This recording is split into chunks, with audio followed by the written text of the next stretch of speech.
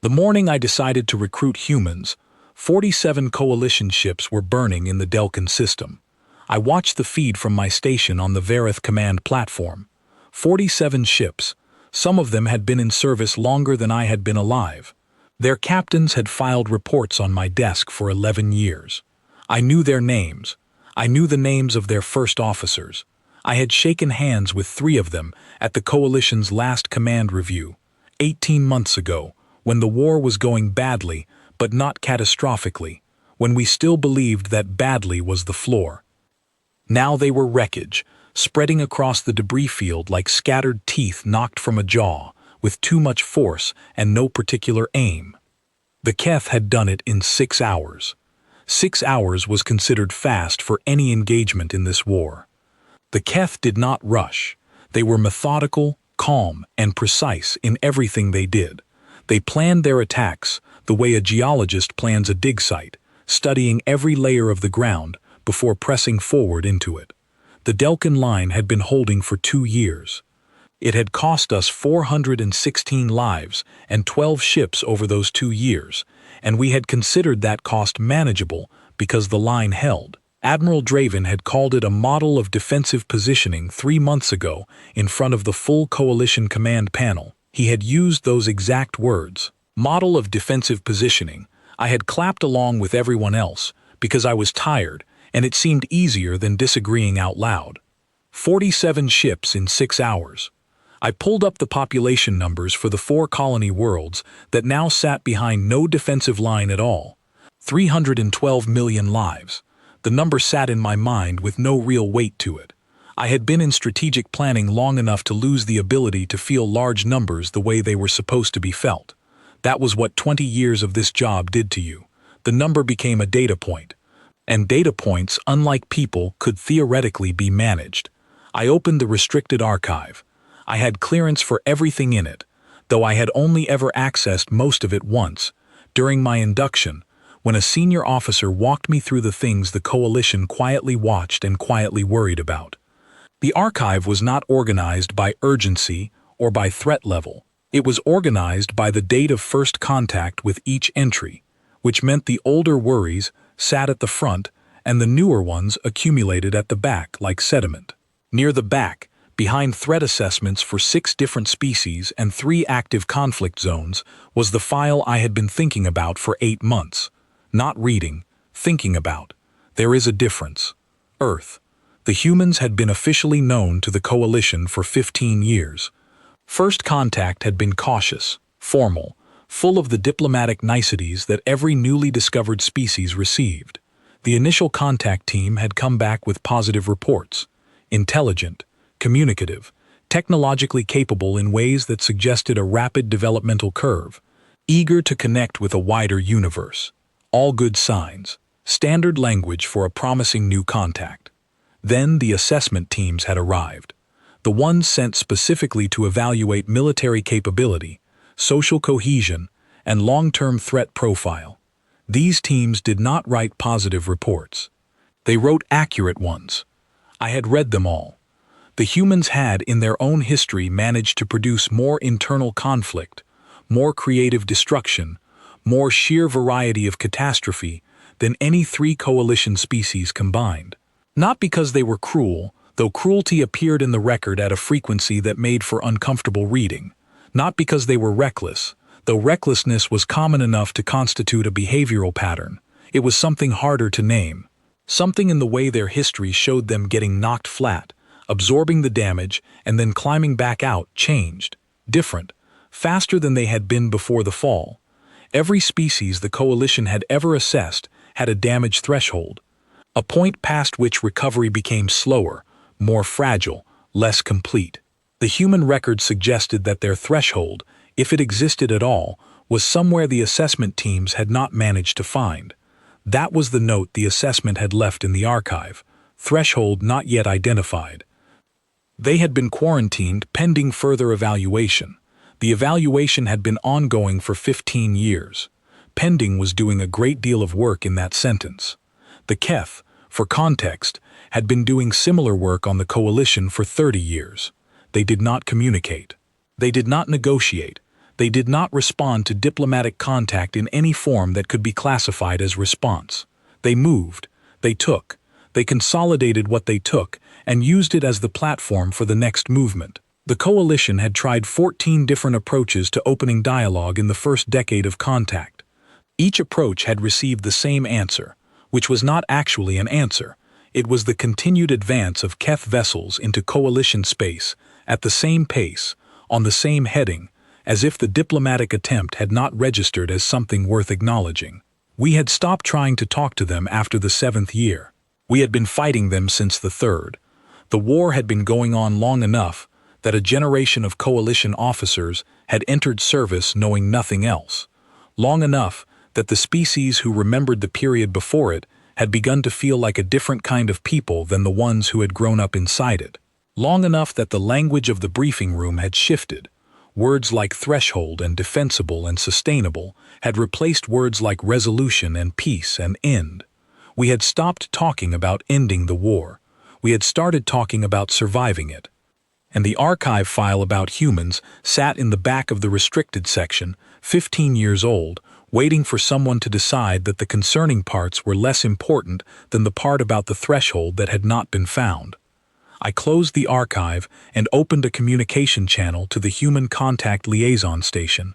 The station was a small coalition outpost in the outer edge of the Sol system, maintained by a skeleton crew of 7 personnel who spent their days cataloging human broadcasting signals, conducting routine sensor sweeps, and filing monthly reports that were read by a mid-level analyst 3 offices down from my own, who had been assigned to that task for 9 years, and who I suspected would need some time to process any developments.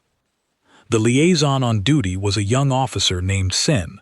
He answered on the second chime looking startled, which made sense because nobody called that station directly. The calls that came in for that station went through the standard relay and showed up in general message queues. A direct call from the Verith command platform was not something the station had ever received. I told him what I needed. He looked considerably more startled. I told him to proceed anyway. I spent the next 3 days in a specific kind of waiting that I recognized from long experience. It was the waiting that came after a decision that could not be taken back. You had done the thing. The thing was in motion. There was nothing to do in the gap between initiating and outcome except work on every other problem on your desk and resist the temptation to review the decision you had already made, because reviewing it would not change it and would only use mental resources that had better work to do. I worked on every other problem on my desk. 3 days later, I walked into Admiral Draven's office and laid the preliminary contact report on his desk. It was a single page. I had written it that way deliberately. Draven was a man who responded to volume with suspicion. A single page said I was confident enough in the idea that I did not need to bury him in supporting evidence to make him accepted. He looked at the page. He looked at me. He looked at the page again. His breathing changed in the specific way breathing changes when a person has just understood something they would have very much preferred not to understand. "You recruited humans," he said. Then louder, pulling the words up from somewhere well below his usual register. "Are you out of your mind?" I had expected that reaction and had prepared for it, because 20 years of working under Draven had taught me that he responded to emotion with volume and to volume with silence. I let him finish. He went on for a while. There was a great deal in there about my judgment and my career and the coalition charter. He mentioned the quarantine protocols twice, and both times I noted that I was technically in compliance with them, which was accurate, which I said once and did not repeat. He circled back to my judgment a second time, which was fair because it was the relevant point. When he was done, I put a second document on the desk. It showed the Delkin system, the 47 ships, the 312 million lives behind no defensive line, the 4 colony worlds, and the timeline to the Keth reaching them. Below that, a coalition force assessment showing our available ships, their readiness ratings, and their current deployment positions. Red everywhere. There was not a single defensive cluster with enough strength to hold a determined Keth push. Not one. Draven looked at the document for a long time. He was a man who had spent his career making difficult calculations, and I watched him make another one. "You have no idea what they are," he said. His voice was quieter now. "No," I agreed, "but I have a very reasonable idea what we are without them." He did not approve the recruitment. He also did not block it. In the coalition military, there was a very specific kind of silence that a superior officer used when they wanted something to happen but did not want it to officially happen on their record. Draven was expert at that silence. He produced it now, looked at his desk, and let me walk out of his office. I left and sent the confirmation to Sen. 4 weeks later, a human transport entered Coalition space for the first time in 15 years of formal contact. It was not a large ship by Coalition standards. It was a converted mid-range carrier by the look of the hull configuration, and it had been modified in ways that were not entirely consistent with any design specification I could identify in the database. It looked slightly improvised, which I would later learn was not accidental. Humans had a philosophical position on the word improvised that was entirely different from every other species in the coalition. Where other species heard improvised and thought inferior or incomplete, humans heard it and thought flexible, adaptive, ready for the situation that is actually happening rather than the one that was planned for. In combat, flexible and inferior are very different things. I stood in the docking bay as the transport came in and locked to the platform. Around me, every coalition officer assigned to the integration program stood at the correct positions with the correct expressions, because that was what training produced. Most of them looked the way people look when they have been told to stand next to something they are not entirely sure is safe, but cannot say so without appearing unprofessional. It is a very specific expression. I had worn it myself more than once. The docking clamps engaged. The pressure seals confirmed. The boarding ramp extended. The first human soldiers walked out of that transport and into the light of the docking bay. They were quieter than I expected. That was the first thing, the thing that stayed with me. Everything I had read about humans had prepared me for noise. The briefings, the observation records, the cultural assessments all leaned toward a portrait of a species in constant motion, constant sound, constant stimulation, loud, present, filling whatever space they occupied. What walked down that ramp was quieter than any of that had prepared me for. There was noise, the murmur of voices, the sound of their boots on the ramp, the small mechanical sounds of their gear settling with each step. But beneath the noise was something still. They moved with their heads up and their eyes moving across everything in the bay. Not random scanning, deliberate, methodical reading of a new space. The ceiling, the exits, the equipment stations, the coalition personnel at their positions. Everything catalogued. I had seen new personnel arrive on platforms many times. Most species arrived with some version of careful deference, a pulling inward, a performance of appropriate smallness in an unfamiliar space. What these 5 people did was the opposite. Not arrogance, nothing like arrogance, more like the natural behavior of people who had been in enough new spaces to understand that the correct response to an unfamiliar environment was not to become smaller inside it, but to understand it faster. They were doing that. They were doing it visibly, without any apparent self-consciousness about the fact that they were being watched doing it. Their leader stepped forward when he reached the bottom of the ramp and extended one hand toward me. I had read about the handshake. I knew the protocol. I extended my hand and he took it. His grip was firm, brief. He let go cleanly.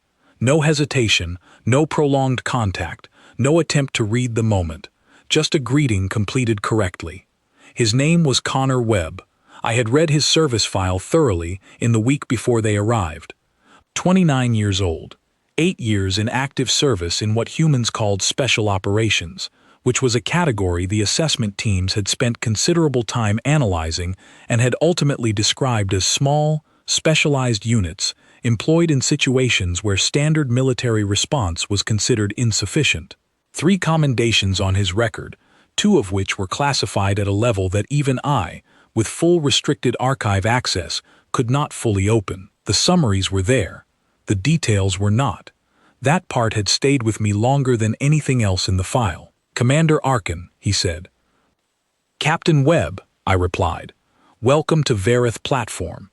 He looked around the docking bay with the same careful eyes he had used coming down the ramp, taking the measure of the space, the people, the distances between things.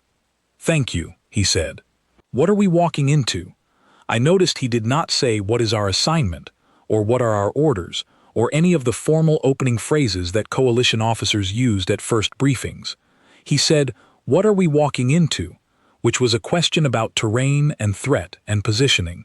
It was the question a person asked when they already understood that they were in a situation and wanted to understand the shape of it. I told him we would cover everything in the briefing room. He nodded and turned back to his team. I stood in that docking bay, surrounded by coalition officers maintaining their careful expressions, and I felt something I had not felt in a very long time. It did not have a clean name. It sat somewhere between hope and the particular unease of standing beside a door you cannot see through.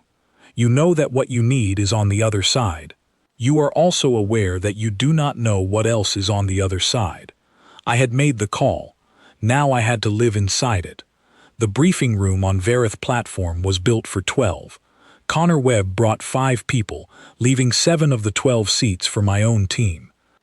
The remaining places were taken by my 3 senior analysts, 2 coalition liaison officers from allied species, Vel of the Dreth and Commander Oren from the Solon, and Sen, who had flown in from the liaison station when I told him to, and who still looked faintly overwhelmed by everything, which was understandable because 3 weeks ago he had been filing monthly reports that nobody read.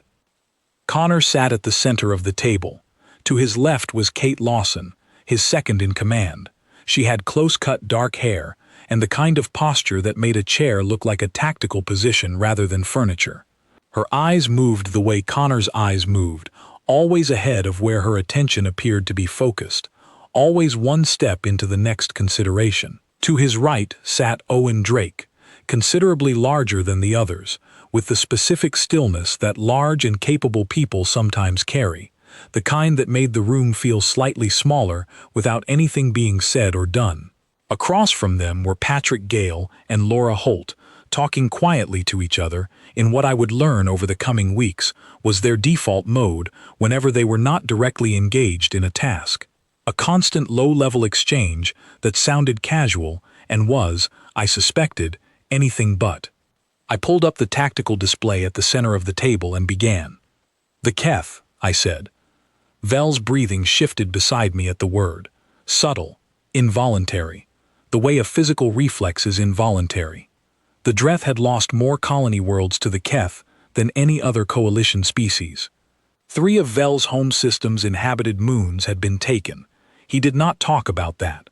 The word still moved through him like a vibration through metal. I had learned not to comment on it. The humans looked at the display. I showed them the Keth advance patterns over the past 6 years. The gradual, methodical push into coalition space. The way each engagement was preceded by extended reconnaissance. The way the Keth moved only when they had a complete picture of what they were moving against. I showed them the Delkin engagement, the 47 ships, the gap it had left. I showed them the 4 colony worlds and the 11 weeks we had to build something that could protect them. Then I showed them our force assessment, every available ship, every readiness rating, every deployment position, all of it, without softening any of it. I laid it out completely because I had found, in 20 years of briefings, that the worst thing you could do with a difficult situation was soften its edges for the audience. People who understood the full shape of a problem could sometimes find the part of it that was solvable. People who had been given a comfortable version of the problem could only work within the comfort. When I finished, the room was quiet. Connor Webb was still looking at the display. He had not moved during the entire briefing. Not once. Neither had Kate. Owen had crossed his arms at some point, a slow and deliberate adjustment, but otherwise the same. Patrick had been making small notes on a piece of actual paper he had produced from somewhere, which none of my analysts had done in the entire briefing, and which I found I could not look away from for a moment. Patrick spoke first. "The Keth," he said. "Do they adapt?" I looked at him. "What do you mean specifically?" "If you hit them with something they have not seen before," he said, "do they change their approach mid-engagement? or do they complete the original plan and analyze after? It was a precise question, more precise than I had expected from someone I had just met. Vel answered before I could. They analyze, he said, in the careful, precise way Dreth spoke when the subject was painful. They do not change in the moment. They pull back, analyze the new information, revise their model, and return. They are very good at analysis. How long does that process take? Patrick asked. Between 2 and 4 standard rotation cycles, I said, dependent on how significantly the new information disrupts their existing model. A small disruption requires less revision, a large one requires more. Patrick looked at Connor. Connor had not stopped looking at the tactical display. I was not sure he had blinked. So a strange enough action buys us a window, Kate said. She was not asking. She was confirming something she had already concluded. 2 rotations minimum. In theory, I said. In practice, she said. We do not have a strong data set for it, I said, which was honest. The coalition engages with established protocol. The Keth know our established protocol very well. Kate looked at Connor. Connor looked at Kate. Something passed between them that required no words and that I could not read. It was not a signal I recognized. It was not the standard shorthand that long-service partners developed, the small gestures and expressions that translated shared experience into rapid communication. It was quieter than that, less like a signal sent and more like 2 people arriving at the same conclusion from the same information without needing to announce it. I had been in a great many briefing rooms over 20 years. I had watched a great many pairs of officers listen to bad news and process it. Most of them processed it visibly. You could track the stages, the first hearing of the data, the second pass as the implications settled, the third stage where the person began to construct their response. These 2 had not done any of that visibly. They had simply listened, looked at each other, and arrived somewhere. Okay, Kate said, and turned back to the display with the expression of someone who had just been handed a problem that fit the shape of their hands. That was the first 30 minutes. The rest of that day was the kind of productive disruption I had read about in the assessments but had not fully prepared myself for. Humans, it turned out, did not undergo a calibration period in new environments. Every coalition species I had worked with maintained a careful, deliberate introductory phase in new postings. You did not make yourself fully present in an unfamiliar environment until you understood its social architecture. You observed. You adapted your approach. You found the edges of acceptable behavior and worked within them. It was simply what you did. Humans apparently did not do this. Within 4 hours of the briefing, Laura Holt had introduced herself to every member of the platform's medical staff by name, had asked to tour the medical bay, had identified 3 pieces of equipment she had not encountered before and had asked detailed questions about each one, and had offered 2 unsolicited suggestions regarding the triage layout that the lead medical officer, a Solon named Dex, had then spent an hour considering. By the evening report, Dex had implemented one of the 2 suggestions on a trial basis and had told his team it was his own idea, which I found interesting and did not remark on.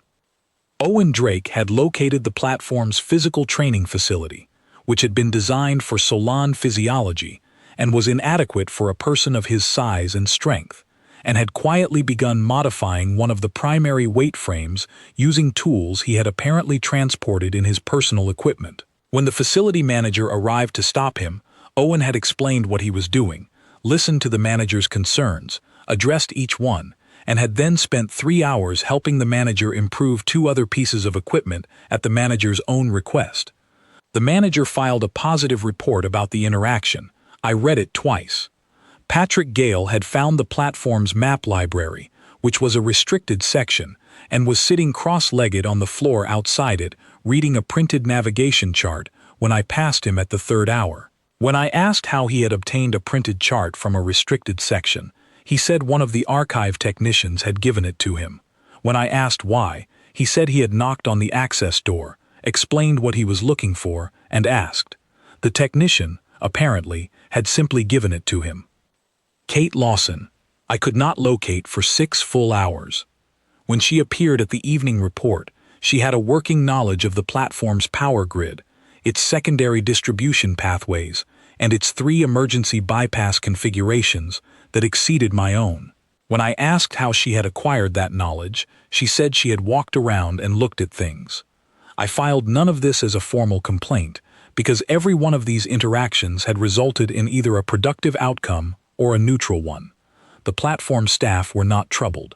They were more energized than I had seen them in months, which was not a word I had previously found applicable to platform staff at this point in the war. There was something specific I noticed about the way the humans interacted with coalition personnel that I could not name precisely, but could not stop observing. It was not charm exactly, though some of them had that. It was not authority, though Connor had that in the way certain people carry it without performing it. It was more that they treated every person they spoke to as someone who knew something worth knowing. The Dreth technicians, who had been on the platform for 3 months, and who the coalition staff had largely stopped consulting because their specialty was not directly relevant to the current assignment, spent 2 hours that first evening in a detailed technical discussion with Owen that resulted in a solution to a minor but persistent vibration issue in the platform's secondary propulsion array. Nobody had asked Owen to solve that problem. He had noticed it, asked a Dreth technician what it was, and they had solved it together. Things like that kept happening, small things.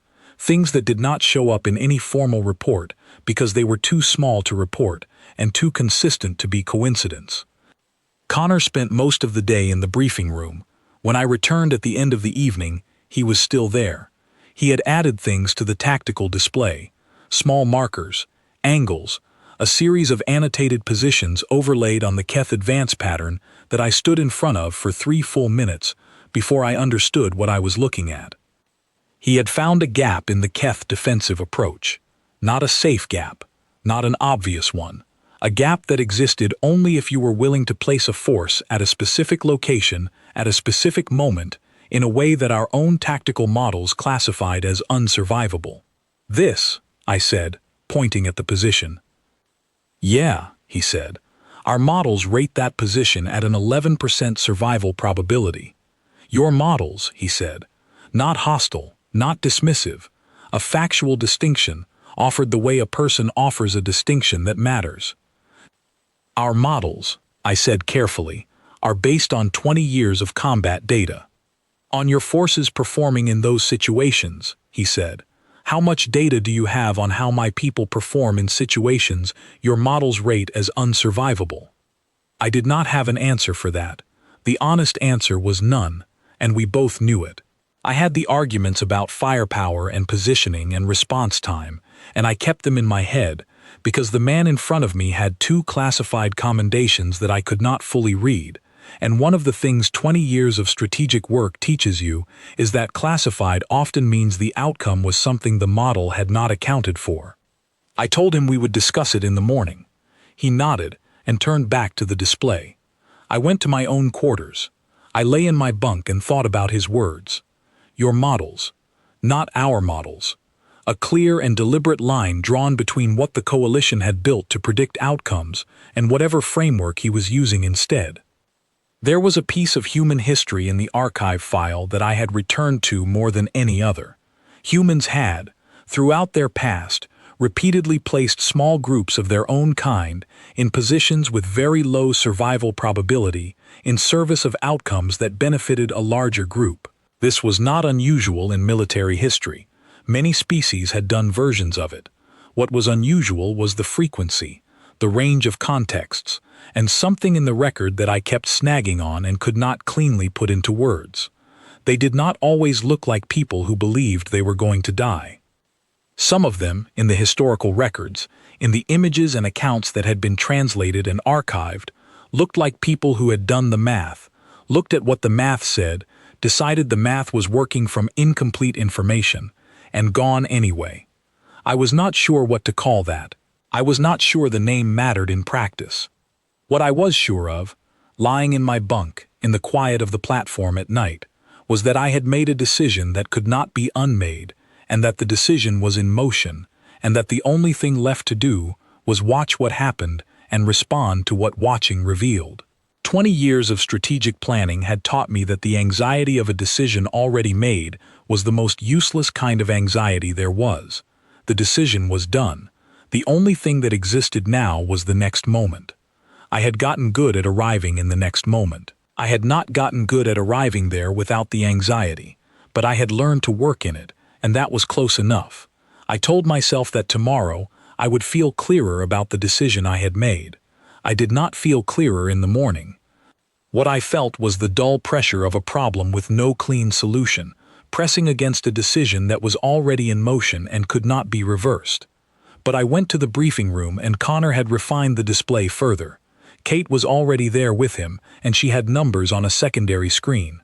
Logistics numbers, supply chain, timeline, the resource cost of the position Connor had identified, broken down against what we currently had available. She looked up when I came in. "It works," she said. "On resources." "Barely." "Barely," I repeated. She shrugged with the easy certainty of someone who had operated in barely enough situations before and had come out of them.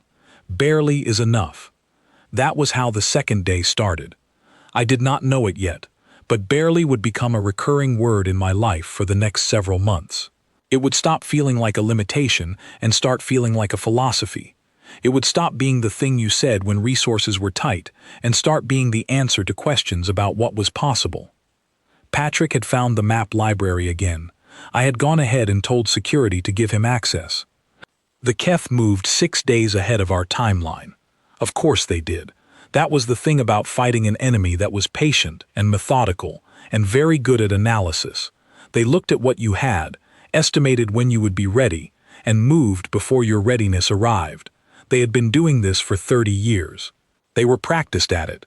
The alert came in at the third watch cycle.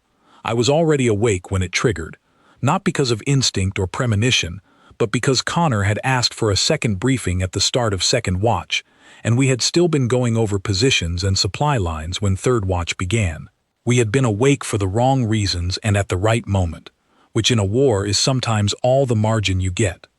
The alert changed everything in the space of a single breath. Within 20 minutes, every available ship in the Vareth cluster was moving. 7 coalition vessels at varying levels of readiness, 2 Dreth support frigates that were running on partial crew because of the previous month's attrition, and the human transport. Connor had refused to transfer his team to a coalition vessel on the grounds that they knew the transport systems and a combat engagement was not the time to introduce unfamiliar variables. I had agreed. It was a reasonable position. I was on the command ship, the Vareth 3, watching the tactical map update in real time as the Keth moved through the outer approach belt of the Aran colony system, the closest of the 4 undefended worlds, the one with the largest civilian population of the 4, the one we had 11 weeks to build a defense for, and which we now had 11 hours to reach. Coalition doctrine in a situation like this was clear. You formed a blocking line at the most defensible position in the primary approach vector. You concentrated your firepower. You held until reinforcement arrived, or until you did not, and you did not retreat from the line, because retreating from the line meant surrendering the world behind it. Clean, logical, statistically the optimal outcome according to every model we had. We took the position. The Keth came in and hit us from 3 directions simultaneously. Not the approach vector, 3 directions.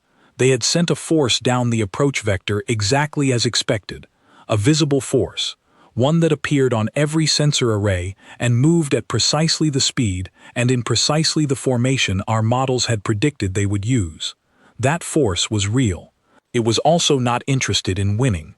It was there so we would watch it, position against it, orient our firepower toward it, and stop looking at the directions that mattered. The other 2 forces had come through regions that our sensor assessments had rated as impassable. Not difficult, impassable.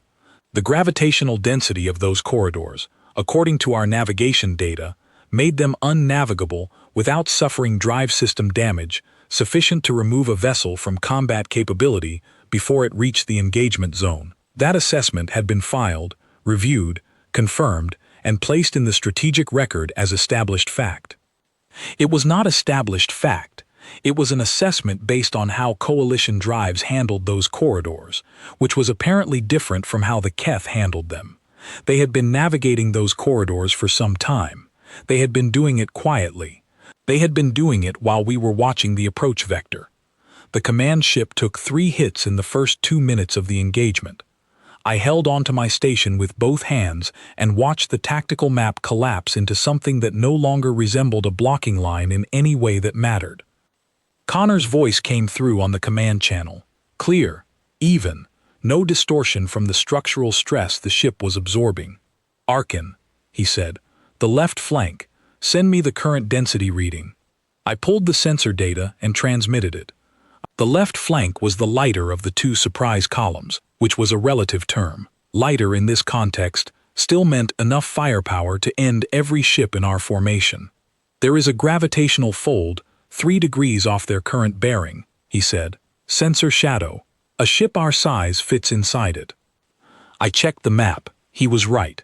A gravitational anomaly that our navigation team had noted and classified as a minor navigation hazard created a narrow corridor of sensor shadow. A ship running without active emissions inside that corridor would be effectively invisible to standard detection arrays.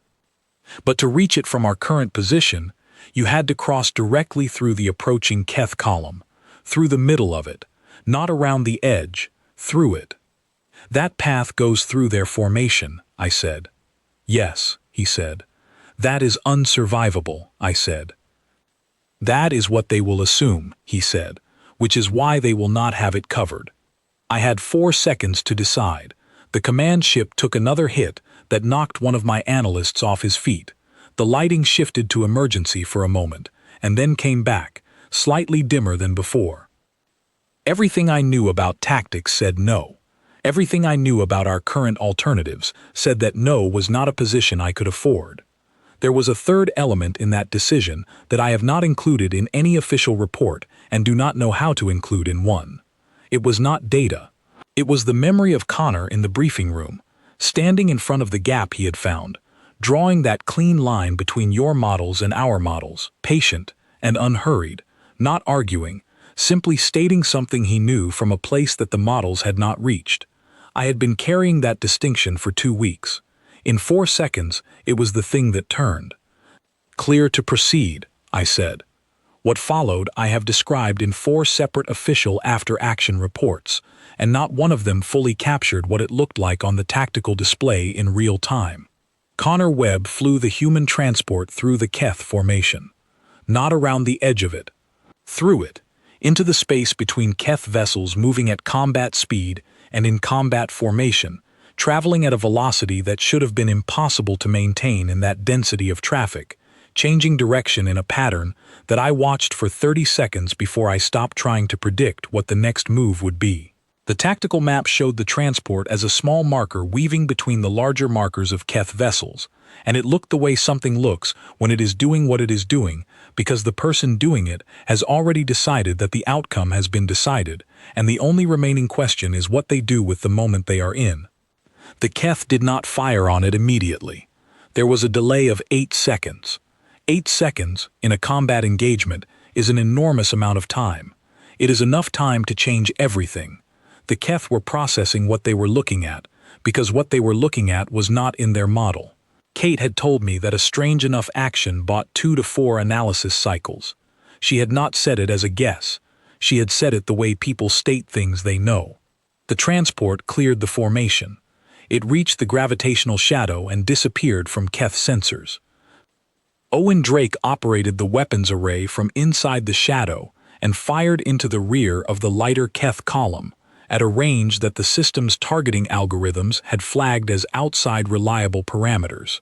The flag appeared on my display. Owen apparently did not have the same flag on his. He did not miss. The rear of the left Keth column lost 3 vessels in 40 seconds. 3 vessels in 40 seconds in a column that had been completely certain of its own position. That certainty was gone. The column hesitated. Not a full stop, a fractional hesitation, a stutter in the advance pattern, a 2-second gap in the spacing that rippled forward through the formation. A 2-second gap was an opening. I pushed the Dreth frigates into it immediately. The Dreth did not hesitate. They never did when there was an opening. They had been waiting for an opening for a very long time. What followed was 40 minutes of combat that I cannot render cleanly in sequence because it did not happen in sequence. Real engagements do not. They happen in overlapping layers of event and incomplete information and decisions made on partial data and bodies moving through space under fire. The human transport came out of the shadow twice more during those 40 minutes. Both times it appeared where the Keth did not expect it. Both times the 8-second analysis delay appeared in the Keth response. Both times those 8 seconds were the margin. Our command ship was running on partial power for the final 20 minutes. The Vareth 3's primary weapons array had been offline since minute 31. I had moved to direct voice communication with every remaining ship in our formation because the tactical display was updating at a 7-second lag that made it more misleading than useful. I was operating on numbers I was holding in my head and a physical chart of the system that Patrick Gale had printed from the map library and handed to me before we launched. He had said he thought it might be useful. He had not explained why he thought that. It was useful. The Keth withdrew at 90 minutes. Not a retreat, a measured tactical pullback. They would go back to analysis. They would revise their model. They would return with new answers.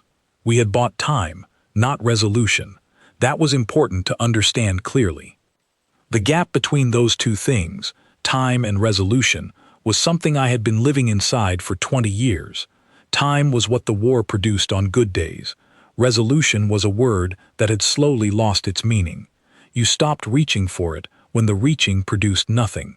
You built around the absence of it instead, and you called the structure you built a defensive posture, and you filed reports that measured how much ground had been held, and you did not think too directly about how long it could last. But the colony world was still there, 312 million lives still behind a line that existed. I stood in the damaged command center of the Vareth 3 and did nothing for a moment. Just stood. The damage reports were queuing. The medical calls were coming in.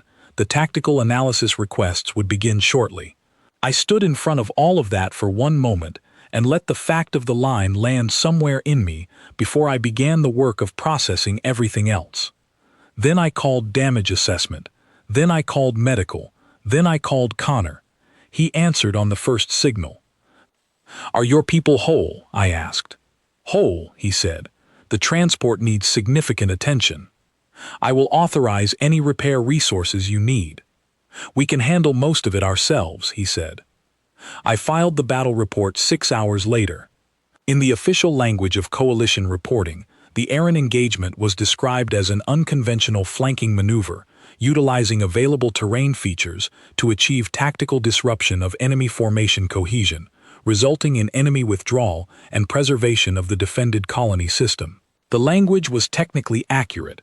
It was also the way a topographical map describes a mountain range. You know the shapes are there. You have no idea what it feels like to stand in them. Vel came to my station as I was finishing. He was quiet, in the way his species was quiet, when they were working to find language that fit what they needed to say. "The human who flew through the formation," he said. "Webb." "Yes," I said. He knew what the odds were. "He did," I said. "He did not look like someone who was afraid," Vel said. I thought about what Connor had looked like in the briefing room, studying the gap in the display, the stillness of him, and the way he had looked at the 11% survival model and made a distinction between your models and our models. "I think," I said carefully, "that what you saw might have been someone who was afraid and had decided that being afraid was not sufficient reason not to proceed." Vel was quiet for a time. Then, the same question he had asked before about the integration program. The same words, the same weight. Is that a problem? I thought about the colony world, about the line that existed, about 3 Keth ships that were no longer in the engagement because Owen Drake had fired into a targeting range the system had flagged as unreliable.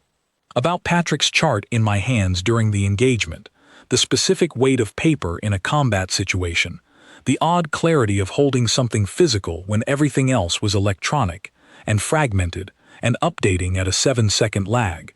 About the fact that Vel was asking me this question at all. That he was asking it without the fear I had expected to be underneath it.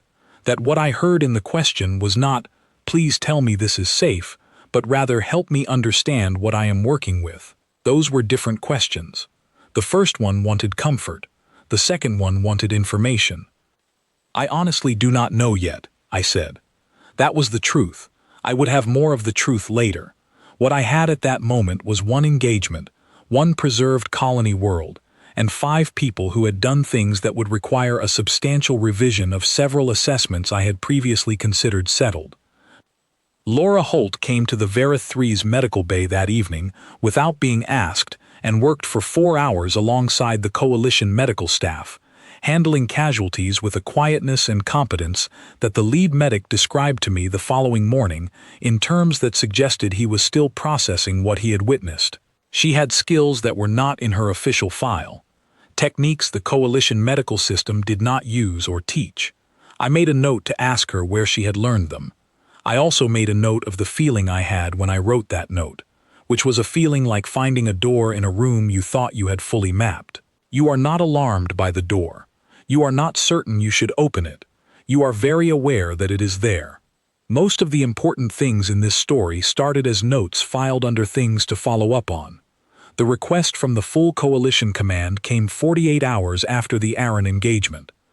I had expected a commendation, possibly a formal inquiry into the unconventional methods used. What arrived instead was a direct communication from the Coalition Strategic Board, 6 senior commanders representing every major member species, requesting my presence at an emergency tactical session at the Lauren Deep Space Facility. The communication used the phrase "matters of strategic urgency, requiring immediate convening." I had received that phrasing 3 times in my career. Each time it meant something had changed fundamentally, and the board did not want to say so in writing until they had discussed it in person. I brought Connor with me. Draven met me in the corridor outside the main chamber. He was doing the thing he did when he was adjusting his position on something significant, and did not want to acknowledge the adjustment. There was a specific expression he used for that situation. I had seen it several times over 20 years, always when something he had argued against had turned out to be necessary. "The Solon are nervous," he said. "About the Keth?" I asked. "About your people," he said. "They held the line at Aran," I said. "They flew through a Keth formation," he said. The Solon Tactical Analysis Team spent 11 hours attempting to model how that was possible, and ultimately submitted a report saying the behavior was outside current modeling parameters. "Outside modeling parameters typically means effective," I said. "It also means unpredictable," he said. "Unpredictability in an allied force makes command planning difficult." I looked at him. Unpredictability in a Keth engagement is what kept the Aaron colony from being taken. "I know that," he said. He looked past me at Connor, who was standing further down the corridor, studying a tactical projection mounted on the wall. "What makes the Solon nervous is not whether it worked. It is the question of whether they can plan around it." "They do not need to plan around it," I said. "They need to plan with it." Draven looked at me for a long moment. Then he said nothing and walked into the chamber. The session lasted 4 hours. The Coalition Strategic Board presented an analysis that reached beyond the Aaron engagement. The Keth had pushed forward on 2 additional fronts in the same week.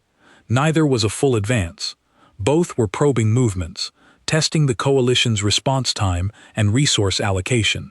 The analysis team had concluded that the Keth were in a final mapping phase. They were building a complete picture of where the Coalition's defensive capacity was at its lowest before committing to a coordinated, multi-front full advance. The full advance was estimated at 3 months out. Under current Coalition force levels, the defensive models for a full advance produced a range of outcomes. The best case in the most optimistic modeling scenario showed the Coalition holding 70% of its current territory. I sat with that number in the way you sit with a number that means something real. 30% of Coalition territory lost meant hundreds of inhabited worlds. It meant hundreds of millions of lives. The model called it the optimistic scenario. I had been in enough rooms where these numbers were discussed to know the specific kind of quiet that followed them. It was not the quiet of people thinking about solutions. It was the quiet of people absorbing a reality they had been holding at a small distance and had just allowed to land fully. The board members around that table had experience. They had managed difficult information before. But there is a level of difficulty that experience does not fully insulate you from, and the optimistic scenario had crossed it. I watched the board members look at those numbers, and I recognized the particular stillness that settles into a room when the people in it have understood something that cannot be ununderstood. Then Commander Oren, the Solon liaison who had stood in the Vareth docking bay with the careful expression of someone not entirely certain the situation was safe, raised his hand. He said he wanted to ask about expanding the integration program. The room looked at him. He looked back at the room without any particular discomfort. The Aran engagement produced an outcome that was outside the predictive models, he said. The predictive models are currently producing a range of outcomes that are insufficient. I would like to know if we have more of those outcomes available to us, and what it would take to access them. It was a very Solon way of requesting what he was requesting.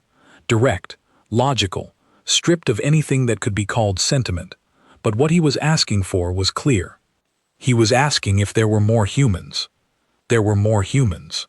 The logistics of expanding the integration program took 2 weeks, which was very little time for what was accomplished in those 2 weeks. Liaison contacts were expanded. Transport routes were cleared and secured. The quarantine on human space, 15 years old and embedded in 40 layers of regulatory infrastructure, was administratively suspended pending formal review. Not lifted. Draven had been precise about that distinction, and I had agreed with the precision. Suspended was what we needed. Lifted was a conversation for after. Connor's team was given direct command authority over the incoming integration cohort, which was his condition for the expansion, and a reasonable one. New arrivals in an unfamiliar environment perform better when the person orienting them has navigated that unfamiliarity personally and recently. The cohort arrived in 4 transports over 3 days. 63 humans. I watched them disembark the same way I had watched Connor's team, looking for what I might have missed the first time, hoping a second look would produce clarity. It produced more complexity instead, which I had begun to suspect was simply how things went with humans. What I saw was 63 people who moved the way Connor's team moved, eyes up, reading the space continuously, quiet until they were not, adapting without any observable orientation period. Within the first 6 hours of arrival, the platform had generated the same low-level productive disruption it had generated when the first 5 arrived. Medical staff conversations, map requests, equipment questions asked of the right people by someone who had identified who the right people were without being told. Questions that were technically outside the questioner's assignment but were very difficult to dismiss because they were well-considered questions that had not been asked before. Laura Holt gave a presentation on the field stabilization technique she had demonstrated in the Aran Medical Bay. 4 Solon medics attended. 3 of them adopted elements of it within the week. The 4th attended a second presentation and adopted the rest. The full engagement came 5 weeks after the cohort arrived. Not 3 months, 5 weeks. The Keth had completed their mapping faster than estimated and committed to the advance without the additional preparation time our models had allotted them.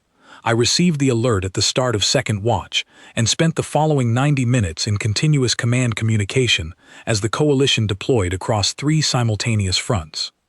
The Pelith Corridor was the primary front, the main approach to the central coalition systems. The full weight of the Keth advance was directed there. 42 coalition ships, our largest assembled force in 6 years, positioned to hold the corridor. Against them came 60 Keth vessels in a formation that had clearly been designed and prepared specifically for this engagement. The 2 secondary fronts were containment operations. The Keth goal was to pin coalition reinforcements in place so that nothing could be redirected to Pelith if it was needed. It was a sound strategic design. If it worked, Pelith would face 60 Keth vessels, with no possibility of reinforcement, and a coalition force that was already operating at the outer edge of its capacity. The humans were distributed across all three fronts. That was my decision, and I had argued for it in the pre-engagement briefing against 3 board members who wanted all 63 concentrated at Pelith. I had argued that concentration of the human element was predictable, and that the containment fronts were where surprise would have proportionally more effect because the Keth expected those fronts to be lower priority. I had argued it for 40 minutes and won on a 3-2 decision that I was not entirely certain of until the vote was recorded. I went to Pelith. Connor went to the smaller containment front with 7 people he had chosen. At Pelith, 11 humans were distributed across 8 coalition ships. They did not individually determine the outcome of the battle in any single moment I can point to. That is not how it worked. What they did was something harder to measure and equally difficult to explain to people who were not present. They were in 8 different ships, in 8 different command environments, and in every ship where they were present, the moments when standard protocol produced no viable answer were handled differently than they were handled in ships where they were not. Sometimes the different answer worked, and sometimes it did not. But different was itself the resource we had run out of, and different was what they brought. We held Pelith, 31 of 42 ships still functional at the engagement's end, against 60 Keth vessels, in a battle our pre-engagement model had assessed as having no optimistic outcomes. 31 of 42 was an outcome the model did not have a category for.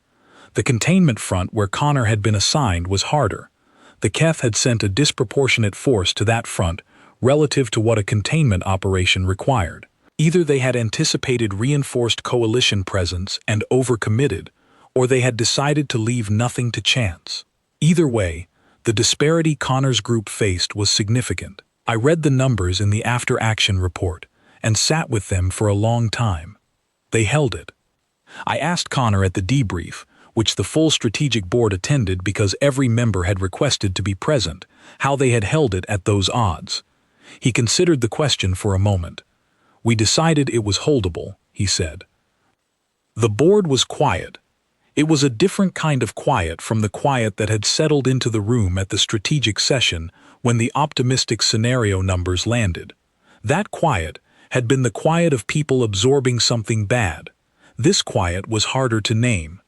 It was the quiet of people sitting with a statement that had reached further into the room than expected and was still moving. One of the board members, a senior Dreth commander who had lost ships at the Delkin engagement, eventually said, "That cannot be modeled." "No," Connor said. "Then how does command planning account for it?" "You build the environment where it is possible," Connor said. "You do not try to schedule it." The board member sat with that. Around the table, I watched the other board members sitting with it too. It was not comfortable. It was not meant to be comfortable. It was simply accurate, and accuracy was what the situation required. Oren asked the follow-up in the direct Solon manner that I had come to appreciate for its honesty. The decision itself was a contributing factor. "It is a larger factor than most models account for," Connor said. "When a group decides an outcome is achievable and commits to that decision, the group performs differently than when it is uncertain. The model usually measures the tools. The decision about what to do with the tools is harder to measure." After the debrief, I walked with Connor in the corridor outside the board chamber. He was looking at a tactical projection on the wall, the kind of automatic orientation to available information that I had stopped noticing because it was simply what he did. "In the Aaron engagement," I said, "when you went through the formation, what were you thinking in that moment?" He looked at the projection for a moment before answering. "That it was the right move," he said. "Were you afraid?" I asked. He looked at me directly, with the direct look that does not navigate around what it is doing. "Yes," he said, "but you did it anyway." "That is what afraid is for," he said. "It tells you what is at stake. It does not tell you not to go." I looked at him. I looked at the thing in his eyes that I had been trying to name since the Aaron engagement. It was not the absence of fear. It was not recklessness. It was something that had looked at fear, recognized it as accurate information rather than a stopping point, and moved forward through it, the way you move through any terrain, with appropriate attention, without stopping. I thought about the archive file, the human history, the accounts I had read dozens of times, the ones where the people involved had not looked like they believed they were going to die, not because they were unaware of the risk, but because they had processed the risk and placed it in its correct position, which was behind the decision and not in front of it. I thought about what that would feel like, to have fear and to have it be a known thing, a familiar thing, not comfortable but not foreign, the way a tool worn smooth from use sits differently in the hand than a new one. I did not have a word for that in my language. I was beginning to think we might not have needed the word before now. The silence under the activity after the full engagement lasted approximately 4 days. Not a real silence. The communication channels were busy, repair crews were running continuous shifts, casualty reports were being processed across all 3 fronts, and the strategic board was in session nearly without interruption. But there was a kind of silence underneath all of that, the silence of an event that is still being absorbed, still finding its place in the understanding of the people who lived through it. It sat in the spaces between the activity, and it was different from the silence before the engagement. Before, the silence had been the silence of something coming. Now it was the silence of something that had already arrived. We had held 3 fronts, 1 full Keth advance, 60 Keth vessels against 42 coalition ships at the primary engagement, and the line existed. Not comfortably. The damage was real and would take months to repair. The losses were real and would be recorded and remembered. But the line was there, and the worlds behind it were there, and those were the only 2 facts that had needed to be true and were. I filed my reports. I gave my testimony to the board. I said what the numbers showed. Human personnel in mixed coalition units had measurably improved tactical outcomes in high-stress scenarios where standard protocol had been exhausted. That was what the data said, and that was what I said. It was accurate. It was also the way a depth measurement describes an ocean. The number is real. It is not the ocean. Draven came to my office the morning after I submitted the final report. He sat across from me. He did the thing he did when he was adjusting a position he had held for a long time. The quarantine, he said. Still administratively suspended, I said. Formally lifted as of this morning, he said. The board voted, 3-2. Then the 2 came around by afternoon, 5-0. I had not expected it to move that quickly. I had expected the process to take months. The Solon, he said, have submitted a formal request for a permanent human liaison presence at their main council station. Orin, I said.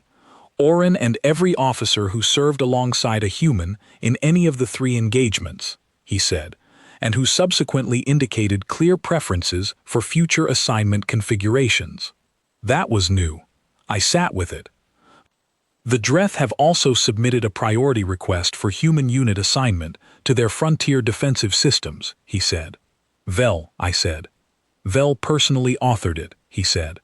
There was a pause in the room, the kind of pause that has content. The board's original concerns, I said, predictability, modeling capacity, force planning. Those concerns remain, he said. They have not gone away.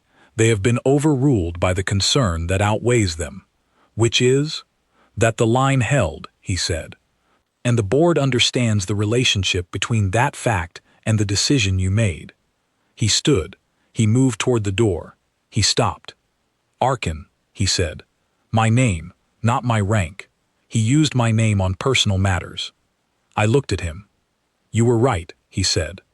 He said it the way something is said when it has been held for a while, when saying it has required finishing a process before the words would come.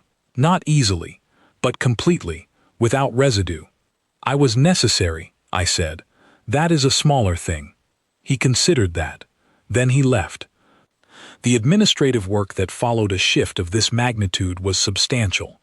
The integration program was reviewed by 3 coalition departments simultaneously, each of which had a different opinion about which existing frameworks applied to humans and which required new construction. I attended most of the review sessions. Connor attended several. In every session, there was a moment when a board or department representative asked Connor a question from the form in front of them, and Connor's answer required the questioner to reconsider what the form was actually asking.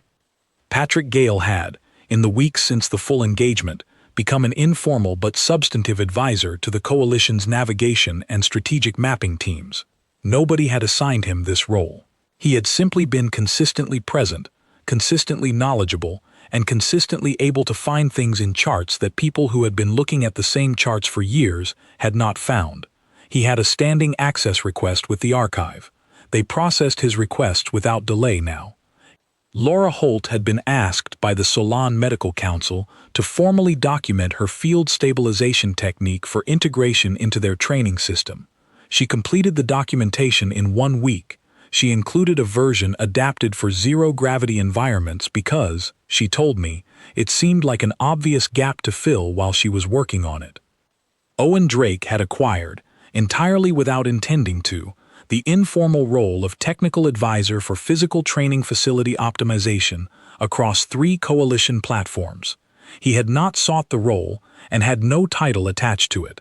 It had simply accumulated around him because he kept solving problems that people brought to him, and people kept bringing problems. Kate Lawson had accepted the formal advisory position with Coalition Tactical Intelligence. She had asked my opinion before accepting. I had given it. She had already made her decision and wanted a second perspective, which was how she operated, and which was one of the reasons she was very good at what she did. 6 months after the full engagement, a deployment request came in from a senior Dreth commander named Rael, who was managing a developing Keth probing operation on the Dreth frontier. He had been following the integration program from a distance. His message was specific, urgent, and entirely lacking in the formal diplomatic framing that inter-coalition communications usually carried. He wanted humans in his operational area within 48 hours. He wanted whatever I could send. I showed Connor the message. He read it once. "How many can you get to his position in 48 hours?" he asked. 8, I said. "Send me, and 7 I choose," he said. The deployment was authorized. I watched the transport leave the platform bay, and then I sat in my office and thought about a conversation I had had with a young Dreth analyst 3 days after the full engagement. She had been assigned to my team for the post-battle review and had listened through 6 hours of debriefs without contributing much. At the end of the last session, she had approached me while the room was clearing and stood beside me looking at the tactical display. She said she had been reading the original contact assessments, the 15-year-old files, and then the integration reports. And she had found the same thing in both of them, the same quality, the same character, appearing in 2 different registers. Concerning was the word she used. The original files were concerning in one direction, the integration reports were concerning in another. She asked if that was a problem. I had told her the line held, that whatever they were, whatever was in those files, whatever I did not fully understand about them, the line had held, and they had been part of that holding. That the alternative to the concern was worse. She had said, "But it does not stop being concerning." I had said, "No, it does not." I had meant both things. I still did. 2 months after the Dreth deployment, Connor came back. 7 people went. 7 people returned. Rael's probing engagement had been resolved. The Keth force had withdrawn. The Dreth frontier was intact. Rael sent the strategic board a detailed message about the operation. He was a precise and careful writer. He described specific moments, specific decisions, specific places where the engagement had bent toward a different outcome because of the humans present. At the end of the message, past all the careful language, was one short sentence that was nothing like the rest of the report. "Send more of them." His aide had appended a note to the message. The note mentioned that when Rael had first learned of the integration program's expansion 6 months earlier, he had contacted Admiral Draven directly to formally object.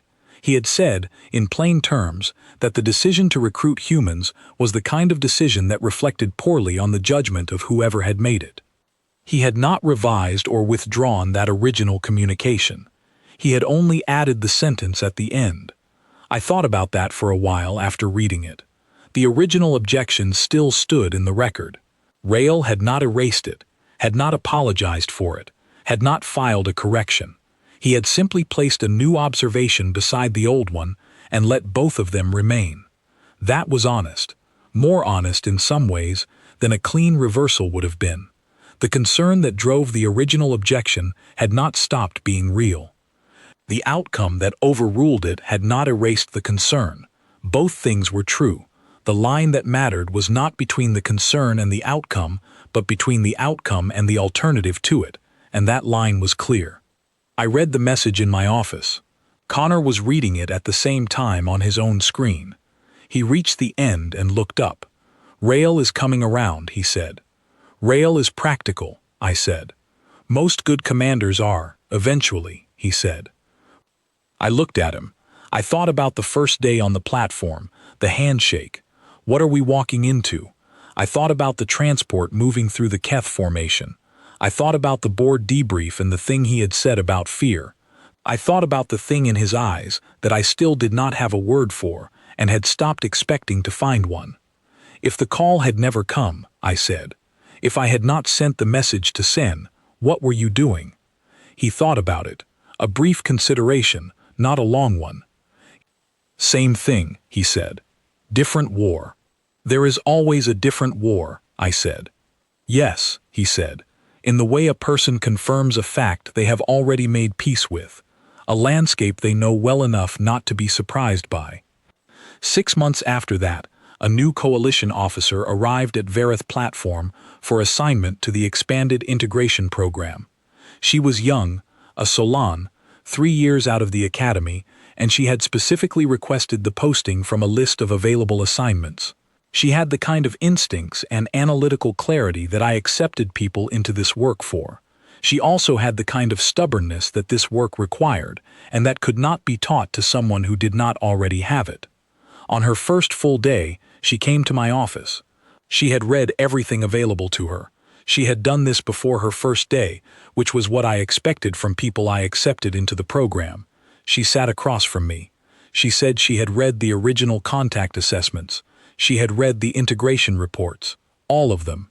The Aaron engagement, the full engagement, the Dreth Frontier operation, the commendation files, the after-action analyses, everything. She had read them carefully, and she had arrived at the same question, from the same direction, that several people before her had arrived at it.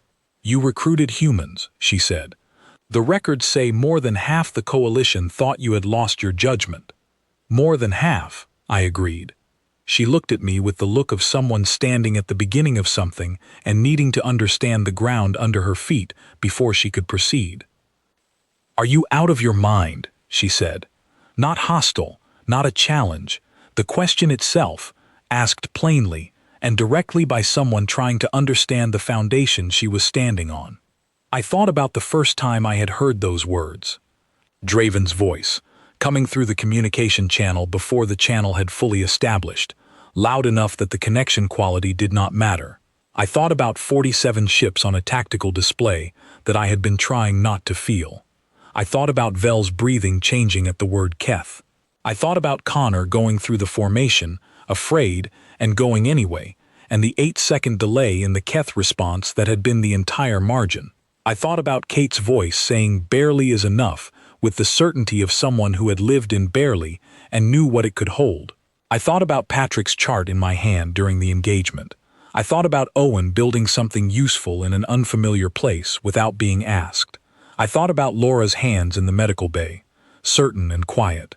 I thought about the line, still there. "Possibly," I said. I looked at the tactical map on my wall, the updated positions, the adjusted territory lines, the line that had not moved in the direction it had been moving before. "But the line is still there," I said. She looked at the map. She was quiet for a moment, reading it the way I had watched humans read everything, with full attention and no hurry. "That does seem to be the relevant point," she said. I looked at her for a moment. She reminded me of Oren in the early days, before the Aaron engagement, when he had stood in the docking bay with his careful expression. She had the same quality of someone doing the work of understanding without letting discomfort stop the process. That was the quality this job required.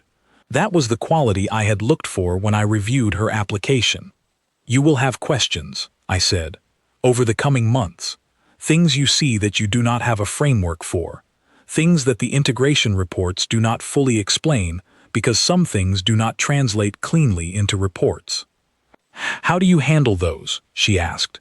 "You watch," I said. "You do not rush toward a conclusion. You hold the observation and let it sit until you have enough of them that the shape becomes clear." "And when the shape becomes clear?" she asked.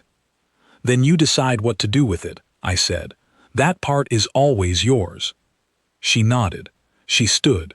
She moved toward the door with the clean posture of someone who had already shifted from the conversation to the work it implied.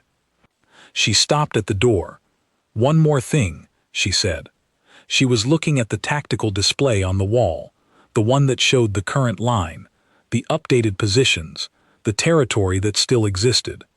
"When you made the original call, when you contacted the liaison station, before the Aaron engagement, before the full engagement, before any of it, how certain were you?" It was the most honest question anyone had asked me about it. I thought about it with the seriousness it deserved. "I was certain that what we were doing was not working," I said. "I was certain that not trying something was worse than trying it. I was not certain it would work. I do not think certainty was available in that situation. But you did it anyway," she said. I heard the echo. The same words I had said to Connor, standing in a different corridor, after a different engagement. She had not intended it that way. She was simply asking a direct question, but the echo was there, and it sat in the room for a moment between us. "Yes," I said. "I did." She left. The door closed. Outside the office, in the corridor beyond the door, two human engineers were in the middle of a detailed and energetic disagreement about the most efficient approach to repairing a damaged junction in the platform's secondary power distribution system. A Dreth technician was crouched next to them listening with complete focus, and the expression of someone who was approximately 3 minutes from abandoning their previous approach and adopting whatever these two were going to agree on. The young Solon officer had stopped in the corridor to watch the exchange. She was doing what I had told her to do, watching, without rushing toward a conclusion, letting the observation sit until the shape of it became clear. The platform carried on around them. The line held.